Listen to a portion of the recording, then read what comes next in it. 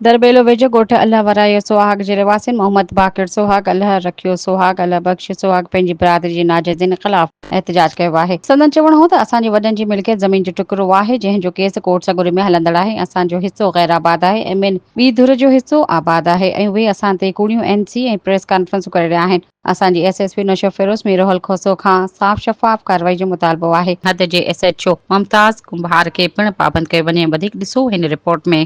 साईं असां मसलो साजिद खेर में हरों परों भी असां इज़त वारे माण्हुनि ते पुछा कयो असांखे असां बि नाजाइज़ी न कई आहे। असांखे बरख़िलाफ़ नींद भरींदा बरख़िलाफ़ कंदासीं वतन असां जेको ग़रीब माण्हू मज़दूरी ऐं पंहिंजे हिन में कमनि कारनि में मशगूल आहियूं।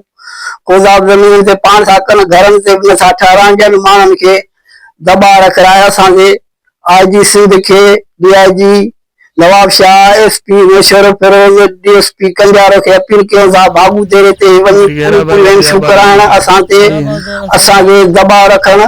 असां ग़रीबनि जी मदद ॿुधो हिते इंक्वायरी करे ऐं पाण जेको आहे सो जांच करे वञो त कंहिंजो ॾोह आहे कंहिंजो न आहे कंहिंजी ज़मीन ते कब्ज़ो आहे कंहिंजो न आहे। बोर हणासीं असां खाता ठहिरायासीं असां उहे पैसा न ॾिनो असांखे।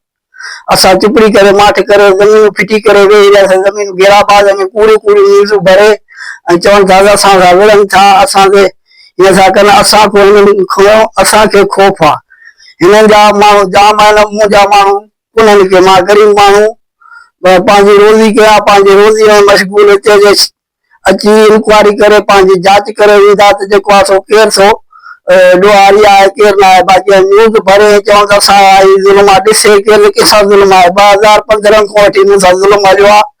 अॼु 2026 थी वियो आहे। जेके मूं वटि दरख़्वास्त मुंहिंजे वञा पियो मुख़्तियार कारी में माप जे लाइ हलो उते चए पियो लख रुपया ॾियो फलाणे एडीएम खे तव्हां कराइजा ही सदाई माण्हुनि सां कंदो आहे इहो फ्रॉड फ्रॉडी। नालो छा आहे दादा तव्हांजो? नालो मोहम्मद बाकिर सुहाग सुहाग हाजी अल्लाह वारा सुहाग। जी मां छा मसलो आहे? मसलो इहो आहे हिननि खे नंढे लाइ खां वठी असां तातियो नंढो पीउ मरी वियो तातियोसीं ऐं जी गॾिजी वेरा नथा जहिड़ो था पाण होॾे वेठो आहे ऐं कान वेठो आहे पाण। जीअं त खेर मोहम्मद ऐं साजिद सुहाग ऐं उनजा ॿिया भाइर मामा असां सां नाजाइज़ी था कनि ऐं बनी बि पाण कयो वेठो आहे हरूभरू असां ते कूड़ियूं रिपोर्टूं थो हलाए ऐं पुलिस ते एनसीओ कराए। ऐं खेर मोहम्मद सुहाग कुझु महीना अॻु आयो हो असांखे चई त 5 लख रुपया ॾियो त मां तव्हांखे ड्यूटी वठी ॾियां। उन में बाबे चवनि त मां किथां आहियां चई माल खपायो उन मां असांखे जहिड़ो जोटियो अथनि। अच्छा उहा बनी किथे आहे? बनी या बंद जे हणबर पाए हेॾे पाए असांजो हिसो घेराबाद आहे उहो पंहिंजो हिसे खां वधीक बकाए वेठा आहिनि। अच्छा वो जगह बनी बंद जे परियां आहे कहिड़े ॻोठ में?